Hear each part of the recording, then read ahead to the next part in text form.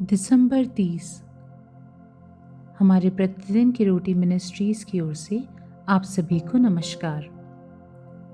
आज के हमारे संदेश का शीर्षक है व्याकुल आत्माएं सत्य प्रार्थनाएं, आर्थर जैक्सन की ओर से।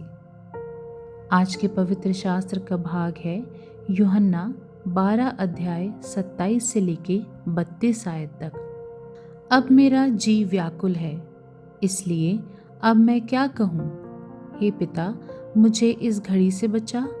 नहीं, क्योंकि मैं इसी के कारण उस घड़ी को पहुँचा हूँ। हे पिता, अपने नाम की महिमा कर। तब ये आकाशवाणी हुई, मैंने उसकी महिमा की है और फिर भी करूँगा। तब जो लोग खड़े हुए सुन रहे थे, उन्होंने कहा कि बादल गरजा। दूसरों ने कहा, कोई स्वर्गदूत उससे बोला।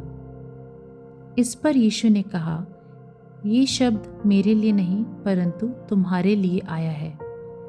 अब इस संसार का न्याय होता है।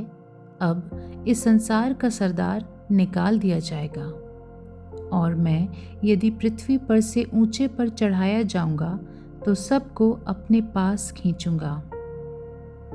जनवरी 1957 में उनके घर पर बम विस्फोट होने से 3 दिन पहले doctor Martin Luther king junior के साथ एक ऐसी घटना हुई जिसने उनके जीवन को हमेशा के लिए यादगार बना दिया। एक धमकी भरा फोन कॉल आने के बाद किंग ने खुद को नागरिक अधिकार आंदोलन से बाहर निकलने की रणनीति पर विचार करते हुए पाया। फिर उन्होंने अपनी आत्मा से प्रार्थना करना शुरू कर दिया। मैं यहाँ उस बात के लिए खड़ा हूँ जो मुझे सही लगती है, लेकिन अब मुझे डर लग रहा है, मेरे पास कुछ भी नहीं बचा है। मैं उस बिंदु पर आ गया हूँ जहाँ मैं इसका सामना अकेले नहीं कर सकता। उनकी प्रार्थना के बाद एक शांत आश्वासन मिला। किंग ने कहा, लगभग तुरंत ही मेरा डर दूर होने लगा।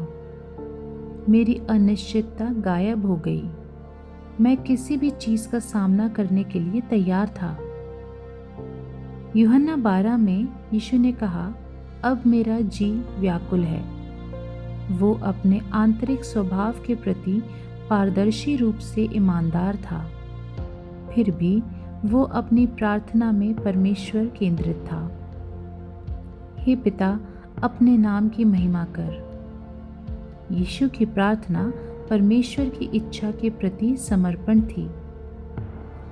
जब हम अपने सामने परमेश्वर का सम्मान करने या ना करने का विकल्प पाते हैं तो भय और असुविधा का पीड़ा महसूस करना हमारे लिए कितना मानवीय है।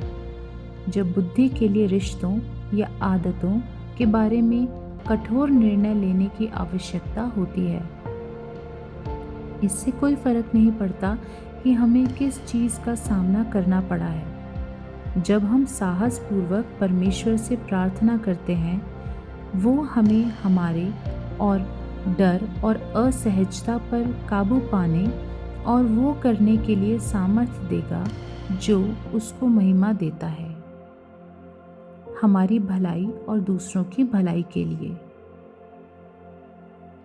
परमेश्वर को सम्मानित करने के लिए किन अनुभवों ने प्रार्थनाओं को प्रेरित किया है? ऐसी परिस्थितियों का सामना कर रहे अन्य लोगों को आप क्या सलाह देंगे?